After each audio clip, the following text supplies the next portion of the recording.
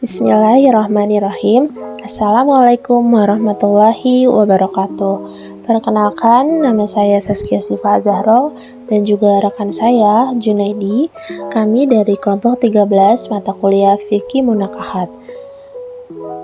Di kesempatan kita kali ini, kita akan membahas materi yang berjudul Hadanah, di mana pembahasan kita kali ini terdapat dua judul subbab, yaitu 1. Pengertian hadanah, 2. Dasar hukum hadanah.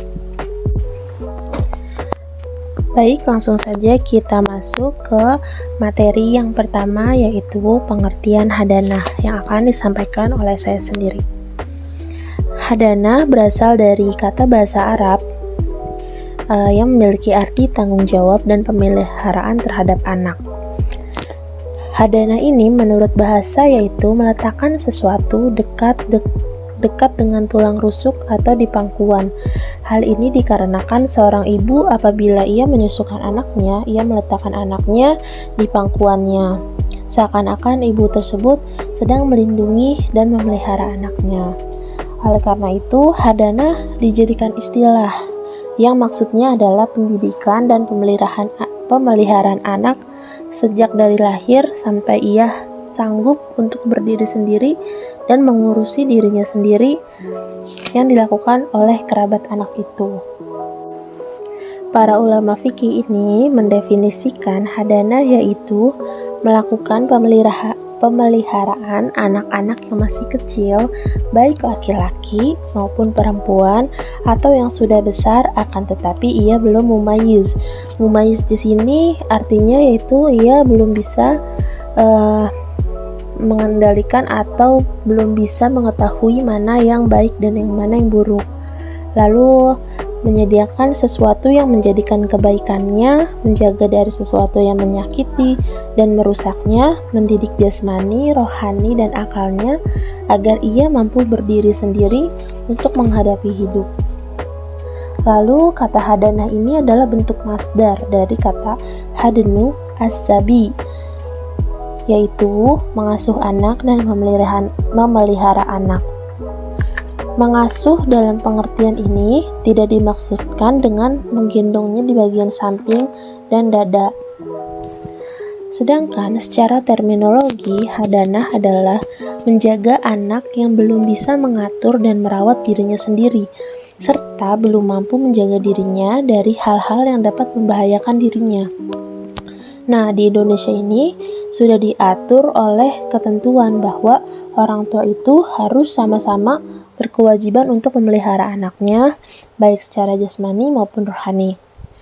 Jadi, kesimpulannya adalah hadanah adalah suatu perkara untuk mengasuh anak. Dalam arti ini, mengasuhnya itu seperti mendidik, menjaganya saat ia masih anak-anak dan membutuhkan wanita pengasuh. Dalam hal ini, para ulama mazhab sepakat bahwa itu adalah hak ibu. Namun mereka berbeda pendapat tentang lamanya masa asuhan seorang ibu, siapa yang paling berhak sesudah itu, syarat-syarat bagi pengasuh, hak-hak atas upah, dan lain sebagainya. Hukum hadanah ini hanya bisa dilaksanakan apabila pasangan suami istri bercerai dan memiliki anak yang belum cukup umur untuk berpisah dari ibunya. Hal itu disebabkan si anak masih memerlukan penjagaan, pengasuh, pendidikan, perawatan, dan melakukan hal demi kemaslahatan. Jadi, kesimpulannya hadanah ini adalah sebuah kewajiban orang tua untuk mengasuh anaknya, dan dalam konteks ini yaitu apabila orang tua tersebut sudah bercerai. Untuk pembahasan yang kedua akan disampaikan oleh Saudara Junaidi. Kepada Saudara Junaidi dipersilahkan. Terima kasih kepada saudari moderator yang telah mempersilahkan saya untuk menjelaskan materi tentang dasar hukum hadanah. Dalam pandangan Islam, pada prinsipnya hukum memelihara dan mendidik anak adalah kewajiban bagi kedua orang tua. Anak yang tidak dipelihara akan terancam keselamatannya. Hal merujuk pada pedoman hukum Islam yang pertama Al-Quran. Sebagaimana kita ketahui bahwa pemeliharaan anak merupakan tanggung jawab kedua orang tua atau suami istri. Untuk masalah biaya pemeliharaan dan pendidikan anak merupakan tanggung jawab seorang ayah atau suami. Sedangkan hak memelihara terletak di tangan istri, sebagaimana firman Allah Subhanahu wa taala dalam surat At-Tahrim yang artinya, "Wahai orang-orang yang beriman, peliharalah dirimu dan keluargamu dari api neraka yang bahan bakarnya adalah manusia dan batu. Penjaganya malaikat-malaikat yang kasar, lagi keras dan tidak mendurhakai Allah terhadap apa yang diperintahnya kepada mereka dan selalu mengerjakan apa yang diperintah." Al-Quran Surat At-Tahrim ayat 6. Ayat di atas menganjurkan bahwa kedua orang tua untuk memelihara anaknya. Suami dibebani kewajiban untuk memenuhi kebutuhan istri dan anak-anaknya. Bahkan untuk memenuhi kebutuhan anak, kadang suami melalaikannya. Itu al-hadis. Rasulullah SAW juga menyampaikan tentang asuh anak dalam hadisnya berikut, yang artinya telah menceritakan kepada kami Mahmud bin Khalid As-Sulaimani, telah menceritakan kepada kami Al-Walid dari Abu Amru yaitu Al-Uzai'i, telah menceritakan kepadaku dari Al-Amru bin Shu'aib dari ayahnya, dari kakeknya Abdullah bin Amru, bahwasannya ada seseorang wanita berkata, "Wahai Rasulullah, sesungguhnya anakku ini, perutku adalah tempatnya, dan puting susuku adalah tempat minumnya, dan pangkuanku adalah rumahnya. Sedangkan ayahnya telah menceraikanku dan ingin memisahkannya dariku." Lalu kemudian Rasulullah SAW berkata kepadanya, "Engkau lebih berhak terhadapnya selama engkau belum menikah." Hadis riwayat Abu Daud. Dasar hukum yang ketiga yaitu pendapat ulama. Menurut Sayyid Sabiq, mengasuh anak yang masih kecil hukumnya wajib, sebab mengabaikannya seperti menghadapkan anak-anak yang masih kecil kepada cahaya kebinasaan. Kemudian ini dibebankan kepada kedua orang tua anaknya, sebab anak memerlukan pemeliharaan dan asuhan, dipenuhi kebutuhan dan diawali pendidikan. Meski dihukumi wajib, namun dalam Al-Quran tidak ditentukan dalil yang secara khusus atas penetapan hukumnya. Para ulama yang menjadikan ayat-ayat yang mengandung pengertian umum sebagai dalilnya, seperti Hamdani yang menjadikan surat Al-Baqarah ayat 233 sebagai dasar hukum untuk pemeliharaan anak. Yang keempat yaitu dalam komplikasi hukum Islam atau KHI. Kita tinggal di Indonesia, berarti kita harus taat dan patuh apa yang diatur di Indonesia, seperti dalam KHI.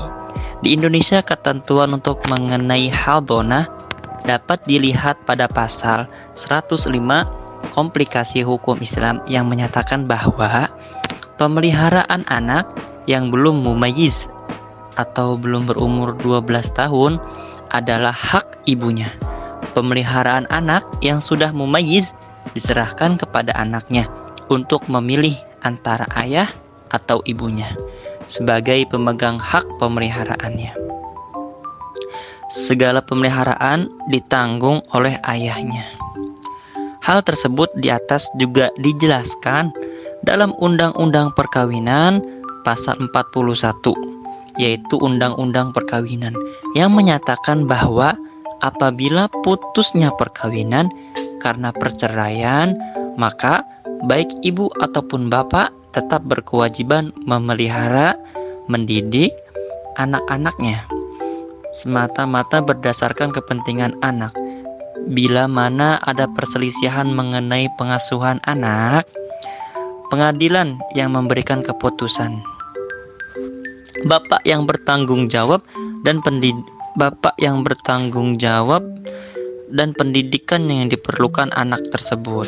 Bila mana bapaknya dalam kenyataannya tidak dapat memenuhi kewajiban tersebut, pengadilan dapat menentukan bahwa ibu ikut memikul biaya tersebut. Pengadilan dapat mewajibkan kepada bekas suami untuk memberikan biaya penghidupan atau menentukan sesuatu kewajiban bagi bekas istrinya. Kemudian juga dipertegas dalam pasal 45 Undang-Undang Nomor 1 Tahun 1974 tentang perkawinan yang berbunyi, kedua orang tua wajib memelihara dan mendidik anak-anak mereka dengan sebaik-baiknya. Kewajiban orang tua yang dimaksud dalam ayat 1 adalah pasal ini berlaku sampai anak itu kawin atau dapat berdiri sendiri. Kewajiban mana yang berlaku terus meskipun perkawinan di antara keduanya telah putus, baik itu putus dalam hal perceraian ataupun putus dalam hal meninggal dunia. Sekian materi yang saya sampaikan tentang sumber hukum hadonah. Selanjutnya saya serahkan kembali kepada moderator. Terima kasih.